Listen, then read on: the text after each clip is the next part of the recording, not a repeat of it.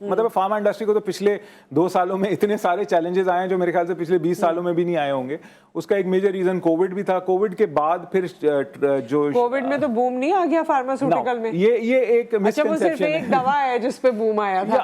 Actually it's like कि Covid के अंदर जो उन्होंने पहली बात ये की थी कि भाई दवाइयां खाना छोड़ दो और मोर टुवर्ड्स आप जो है वो, लेकिन उसके बावजूद भी बाद में आई थिंक फार्मूला नेम ये सही है, एजिथ्रोमाइसिन या इसी तरह का था ना। जी वो आई थिंक बहुत ज्यादा फेमस हुआ था। एजिथ्रोमाइसिन फेमस जरूर हुआ था। और उसको मतलब डेफिनेटली जो भी फ्लू की मेडिसिन थी और कफ की मेडिसिन थी उसके अंदर एक हाइक आई थी, मगर जो बाकी मेडिसिन थी, जो न्यू लॉन्चेस थी, जो हॉस्पिटल के विजिट्स थे, वो सब लिमिटेड हो गए थे। इवन फीवर की दवाओं में भी कह दिया था कि सिर्फ ये इस्तेमाल करनी है और कोई इस्तेमाल नहीं करनी है। ऐसा ही है। लेकिन ये अब आप क्रेडिट इंडस्ट्री को देंगे अपने पाकिस्तान की फार्मा की कि कोविड के दौरान जो है वो पाकिस्तान के अंदर कभी मेडिसिन शॉर्ट नहीं हुई, डिस्पाइट द फैक्ट कि हमारे पास लॉजिस्टिक्स चैलेंजेस बहुत ज़्यादा थे। चाइना से रॉ मटेरियल नहीं आ रहा था, इंडिया से रॉ मटेरियल नहीं आ रहा था, और अगर आ रहा था तो उसकी shipment cost, shipment time substantial delay थे। लेकिन पाकिस्तानी फार्मा इंडस्ट्री ने उस वक्त, चूंकि हमारे पास वो वाला जो एलिमेंट था एलसी के ऊपर रिस्ट्रिक्शन का, वो नहीं, वो उसकी एक रिस्ट्रिक्शन नहीं आई हुई थी। इस वजह से कंपनीज ने अपने रॉ मटेरियल्स जो थे वो स्टॉक किए हुए थे।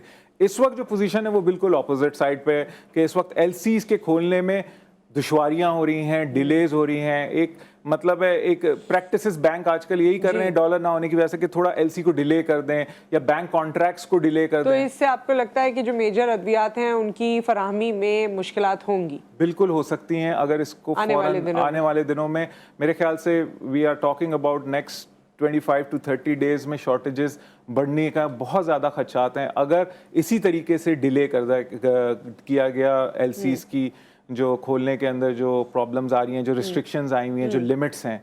क्योंकि अब इसमें जो है ये एक क्रिटिकल हद तक ज़्यादा है। पीपीएमए ने अपनी तरफ से जो है वो स्टेट बैंक को भी उनसे मुलाकात हुई है और हाई लेवल्स में अब मिनिस्ट्री ऑफ कॉमर्स में भी हुई है, मिनिस्ट्री ऑफ फाइनेंस में भी हुई है, और उनकी तरफ से जवाब भी आया। प्राइम मिनिस्टर साहब भी इस बारे में जी बिल्कुल है, जी बिल्कुल है इन्वॉल्व। असल बात ये है कि जो प्रैक्टिकल ग्राउंड्स है ना, उन पे वो अगर उनकी जो इंस्ट्रक्शंस हैं वो फॉलो हो जाएं तो देन वी फील के थोड़ी बहुत आपके पास ब्रीदिंग स्पेस आएगी। क्योंकि मटेरियल्स के बगैर फार्मास्यूटिकल इंडस्ट्री जो है वो कोई दवाई नहीं बना सकती। और ये सिर्फ रॉ मटेरियल्स की बात नहीं कर रहे, हम पैकेजिंग मटेरियल्स की भी बात कर रहे हैं। क्योंकि बहुत सारी पैकेजिंग मटेरियल्स हैं, जैसे आपकी इंजेक्शन वायल्स हैं, 100 ml वायल्स हैं, 200 ml 250 ml वायल्स हैं, ये वायल्स भी इंपोर्ट होती हैं, रबर स्टॉपर्स भी इंपोर्ट होते हैं। अगर बेसिक प्राइमरी कंटेनर अगर नहीं होगा, प्राइमरी पैकेजिंग नहीं होगी तो दवाई के लिए ब्लिस्टर फॉइल्स है, बहुत सारी चीजें जो इंपोर्टेड हैं। इसमें दो तरह की चीजें, एक तो ये कि फार्मा के अपने चैलेंजेस, और फिर देखिए कितनी सारी चीजें हैं जिसमें हम डिपेंडेंट हैं दूसरे ममालिक पे। और शायद कॉस्ट ऑफ डूइंग बिजनेस अगर पाकिस्तान में ज्यादा बेहतर होती तो इन चीजों पर भी रिसर्च होती है, इसको भी कोई होम प्रोडक्शन की तरफ लेकर आ सकता है। बाकी तो आप लोगों को टेक्नोलॉजी का पता है। डेफिनेटली ऐसा है। हाँ। और मैं इसमें यही समझता हूँ कि अभी भी अगर हम मेडिसिन की बात करें ना, तो हमारी जो इंपोर्ट्स हैं इस वक्त मेडिसिन्स की, वो कोई बहुत ह्यूमंगस फिगर नहीं है। क्योंकि लोकली हम लोग 90% के करीब जो मेडिसिन्स हैं वो लोकली मैन्युफैक्चर होती हैं। और ये एक फार्मा इंडस्ट्री का बहुत बड़ा कंट्रीब्यूशन है टुवर्ड्स द नेशनल एक्सचेकर।